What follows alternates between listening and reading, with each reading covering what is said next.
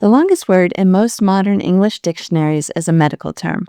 What's interesting about it is not just that it's made up of 45 letters and 19 syllables, it's that it's just made up, period. Even more bizarre is the fact that the word was coined not by a healthcare professional, but by a man known as Puzzlesmith.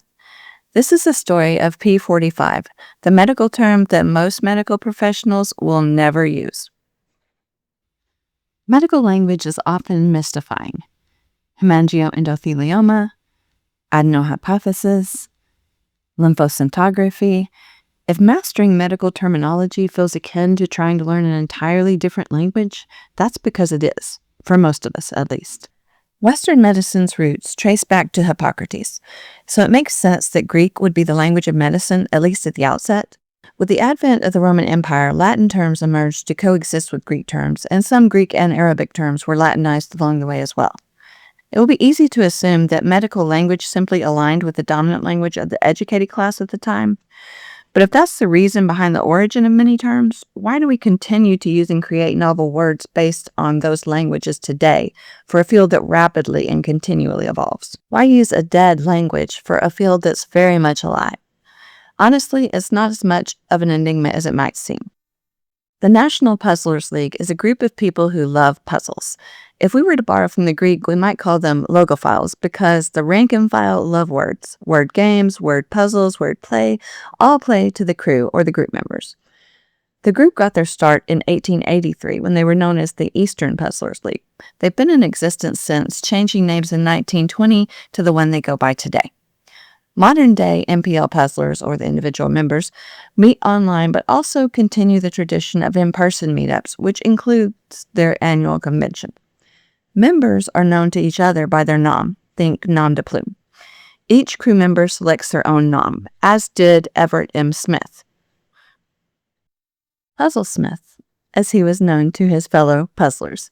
Smith presided over the 103rd session of the MPL meeting in 1935, the year he coined the longest word in most standard English dictionaries today, pneumono-ultramicroscopic silico-volcanoconiosis. Ghost words are words that aren't words. They live only in the dictionary, but were never truly words because they were never actually in use. They're sometimes born from typographical mistakes, and in the past, they may have resulted from mistranscribing handwritten text. In short, they're erroneous entries that owe their very existence to error. There's another type of fake word that's intentional, though. A Montweasel or Neil article is a fictitious word used to trap plagiarists. If a given reference work includes a planted term that's completely fabricated, and that same term later appears in another reference work, there isn't much question that the latter publisher pilfered the former. Pneumono-ultramicroscopic silico-volcanoconiosis, or P45 as it's known, is technically neither. It isn't a typo and it isn't a trap word.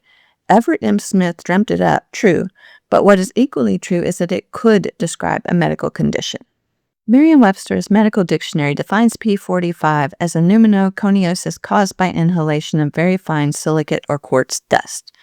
Is it a real condition, though? Coniosis is, silicosis is, but P45, I'm not a medical professional, but all indications point to no. There is at least one PubMed entry referencing the term, however. It might rarely or ever be used as a diagnosis, but it could be. So how does someone who's not a doctor invent a term that might constitute a valid medical diagnosis? Simple. He understood the language of medicine. A lingua franca is a shared language allowing people who speak different native languages to communicate. It's a common vocabulary that bridges the gap among groups. Today, English may be the language of modern medicine. Earlier on, though, Western medicine's shared understanding of Latin and Greek provided the bridge. The shared language function isn't the entire story, though. There's at least one other reason for the use of Latin and Greek: precision. Using the term hypercholesterolemia is more efficient than saying or writing elevated levels of cholesterol are present in the blood.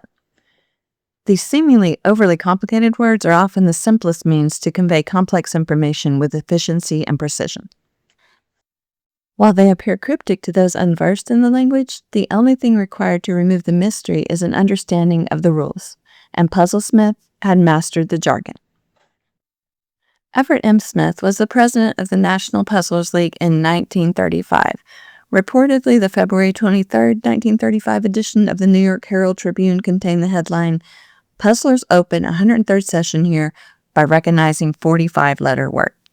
Just like that, numino-ultramicroscopic silicovolcanoconiosis made its tongue-twisting debut.